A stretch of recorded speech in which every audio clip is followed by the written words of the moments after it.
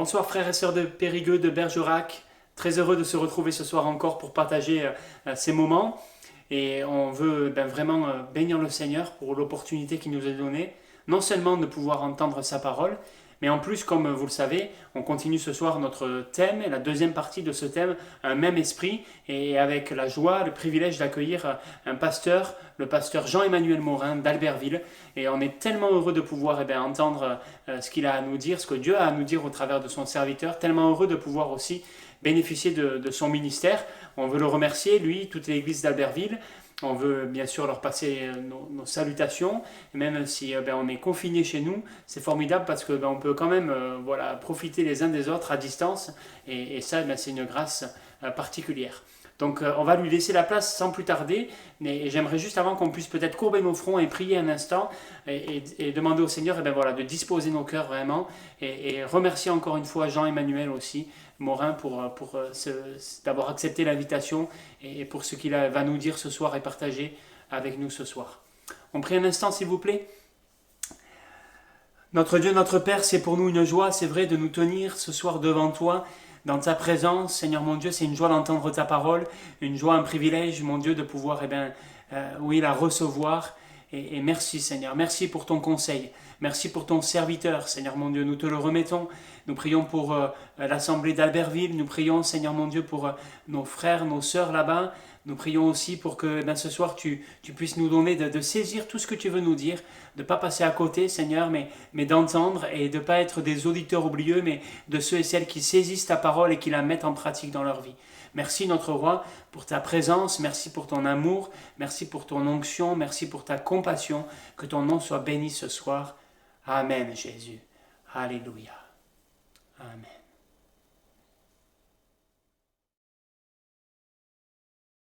Bonjour l'église de Périgueux, je suis très heureux de pouvoir partager cette petite méditation avec vous sur le thème Le même esprit. Je veux remercier votre pasteur Benjamin Bourrier de l'invitation virtuelle, et je prie que le Seigneur puisse nous bénir au travers de cette méditation. Le même esprit. Il est beau de réaliser, alors que nous sommes un peu plus qu'hier entourés de barrières, il y a des nouveaux mots qui sont rentrés dans notre vocabulaire, les gestes barrières, la distanciation sociale, alors qu'aujourd'hui encore plus qu'hier nous sommes un peu éloignés les uns des autres. Il est bon de réaliser ce qui nous unit et même ce qui nous réunit, le même esprit. Nous avons le même esprit, l'esprit de Dieu qui agit en nous et qui habite en nous. J'aimerais pouvoir articuler cette méditation autour de 2 versets. Ils se trouvent tous les deux dans le livre de Paul aux Corinthiens. Ils se trouvent même tous les deux dans la 2e épître de Paul aux Corinthiens. Commençons avec celui qui se trouve dans le chapitre 4 et au verset 13. Nous y lisons ceci. Et comme nous avons le même esprit de foi qui est exprimé dans cette parole de l'Écriture, j'ai cru, c'est pourquoi j'ai parlé. Nous aussi, nous croyons, c'est pourquoi nous parlons. Retenons cette expression. L'apôtre Paul parle du même esprit de foi. Nous avons le même esprit de foi. Pour comprendre la portée de cette expression, il nous faut saisir le contexte dans lequel l'apôtre écrit cela. Il s'adresse aux Corinthiens dans un moment trouble. Effectivement, quelques Corinthiens ont trouvé bon de remettre en cause le ministère de l'apôtre Paul. Alors, l'apôtre écrit cette épître où il revient à ce qui fait le socle, ce qui fait la base de son ministère. Et parmi les nombreuses bases qu'il évoque, on pourrait en citer quelques-unes, celle de sa sincérité par exemple. Au chapitre 1er de cette 2e épître, il parle également des fruits que porte son ministère. Au chapitre 2, il parle de la sanctification qui est nécessaire pour le croyant. Il évoque ces bases sur lesquelles son apostolat, son ministère est construit. Et parmi ces bases solides, la foi. Combien elle est nécessaire, combien elle est importante pour le croyant, la foi véritable.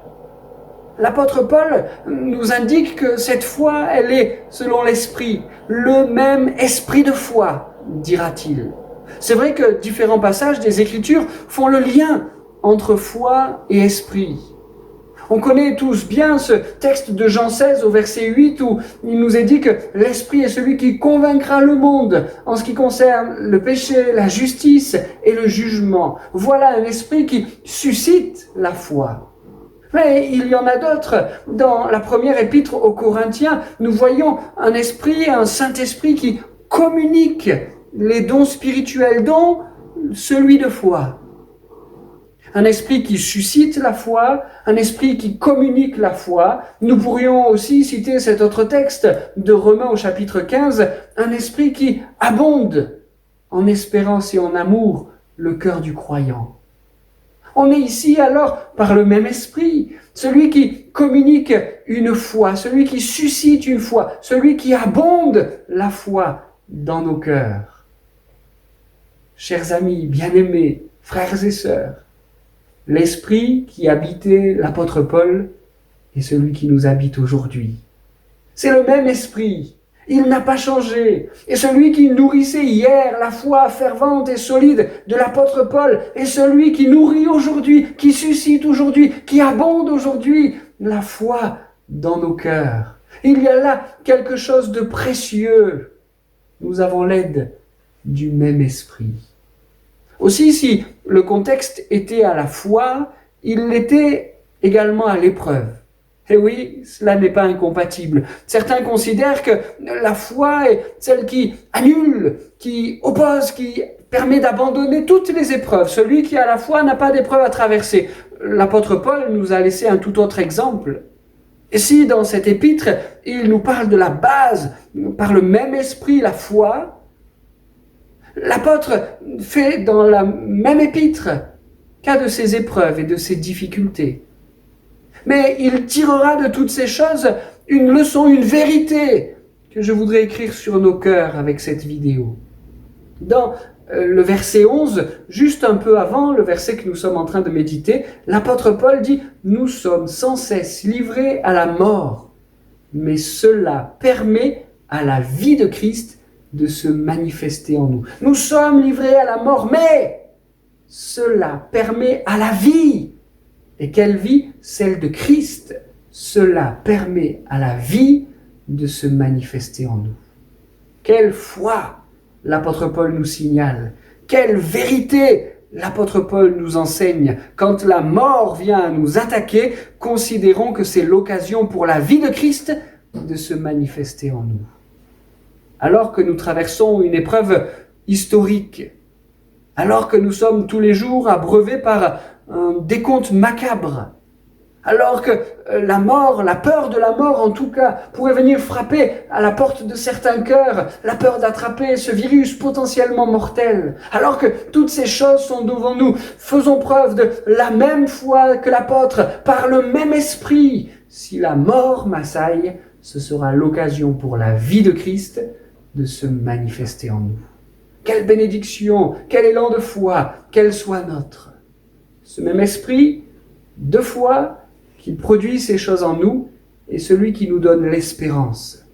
Le même apôtre, dans le même chapitre, quelques versets plus loin, dira « Sachant que celui qui a ressuscité Christ nous ressuscitera aussi avec Jésus. » Oh, ayons cette même foi, par le même esprit, la foi de l'apôtre, qui le pousse non pas à focaliser sur la mort, mais sur la vie et sur la résurrection que Jésus-Christ promet. Quelle belle espérance! Nous pouvons vivre heureux ici-bas, quand bien même l'épreuve viendrait frapper à la porte de nos cœurs, nous pouvons vivre heureux ici-bas. L'Esprit de Dieu est avec nous, il nous accompagne, et l'espérance, la promesse de la résurrection est fermement ancrée dans nos cœurs. Gloire à son nom. L'apôtre Paul parle de cette foi, la base de son ministère. Il parle de cette foi conduite par l'Esprit, le même esprit de foi. L'apôtre montre de quelle manière ce même esprit de foi unit au lieu de diviser. Alors que les Corinthiens sont à la division, l'apôtre parle de ce qui les unit, la foi par le même esprit. Il cherche à les unir comme tout à nouveau. La foi en Christ, la foi dans le Messie, la foi dans le Sauveur ressuscité, la foi dans la résurrection, la foi dans ce que nous enseigne la Bible est quelque chose qui nous unit, c'est quelque chose qui nous sauve, c'est quelque chose qui nous réunit. Gloire à Dieu. Un même esprit de foi nous unit à Albertville, à Périgueux, à Nîmes. Un même esprit de foi doit nous unir. Ne nous laissons pas désunir, comme les Corinthiens à l'époque de l'apôtre. Ne laissons pas quelques divisions venir briser ou distendre l'unité qui doit être entre chaque croyant. Ne nous laissons pas désunir.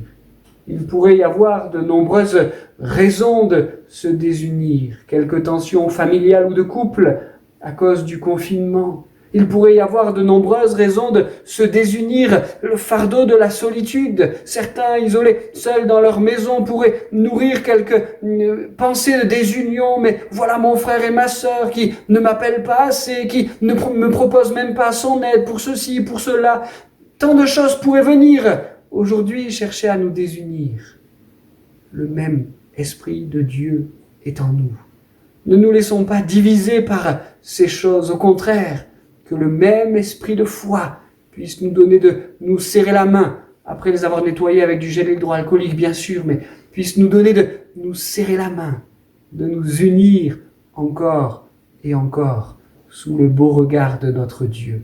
Le même esprit de foi. Revenons à cet essentiel, à cette base qui nous permettra d'être des chrétiens solides. Ayons le même esprit de foi. Et vous savez, dans ces temps, l'Église doit prendre quelques décisions. Il a fallu, à contre-cœur, il y a quelques semaines de cela, fermer les églises. Il nous faudra prendre des décisions pour le moment voulu, les réouvrir et certainement suivre quelques recommandations. Que toutes ces décisions ne viennent pas nous désunir, mais au contraire, que nous puissions ensemble faire face, le même esprit de foi, avec une foi solide, au travers des épreuves, considérant que le Seigneur est celui qui nous tient, qui nous soutient. Faisons preuve de ce même esprit de foi qui nous permettra de remporter la victoire. J'aimerais que nous puissions méditer un deuxième texte qui se trouve dans la même épître, cette fois au chapitre 12 et au verset 18. L'apôtre dit: N'avons-nous pas marché dans le même esprit, sur les mêmes traces? Là aussi, pour bien comprendre ce que l'apôtre veut nous dire, il nous faut dresser rapidement le contexte de son écrit. L'apôtre Paul cherche à expliquer, à légitimer le voyage de Tite qui était venu rencontrer les Corinthiens quelque temps auparavant pour obtenir d'eux quelques offrandes qui pourraient servir à bénir les pauvres de Jérusalem. Et l'apôtre Paul, dans ce contexte-là, dit « Tite et moi-même, nous avons été guidés et conduits par le même esprit. » Ils sont là, unis, se laissant guider et conduire par l'Esprit de Dieu. Tite et Paul n'étaient pas guidés par une soif de gloire, comme les Corinthiens pouvaient le prétendre. D'ailleurs, Paul dira qu'il se glorifie. Tiens, il se glorifie uniquement de ses faiblesses. Il dira même qu'il n'est rien. Quelle preuve d'humilité. Tite et Paul n'étaient pas guidés par un désir mercantile, un désir de quelque profit.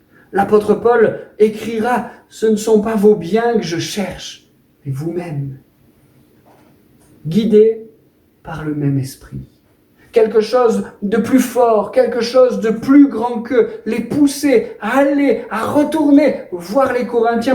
Et ce quelque chose, c'était le même esprit qui conduisait leurs pas, qui les guidait sur le chemin et sur la route. Guidés par le même esprit.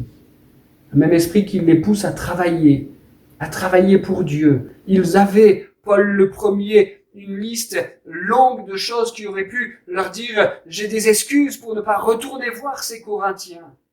J'ai des excuses pour aller voir ailleurs, prêcher la bonne parole de l'Évangile à des personnes qui le mériteraient peut-être davantage que les Corinthiens. » Mais Paul est guidé par l'Esprit de Dieu. Il est conduit par l'Esprit de Dieu. Et encore une fois, il leur tend la main avec cet enseignement.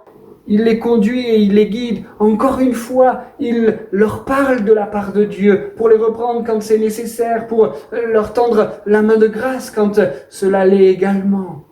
L'apôtre Paul est guidé par l'Esprit de Dieu et il les enseigne encore. Peut-être avons-nous tout un tas de bonnes raisons pour ne plus travailler pour Dieu. Confiné, je ne peux pas le servir dans l'évangélisation comme je le faisais auparavant. Confiné, je ne peux pas bénir les enfants de l'école du dimanche comme j'aimais le faire. Confiné, je ne peux pas prendre soin de mes aînés, de mes âgés comme ce fardeau pesait sur mon cœur.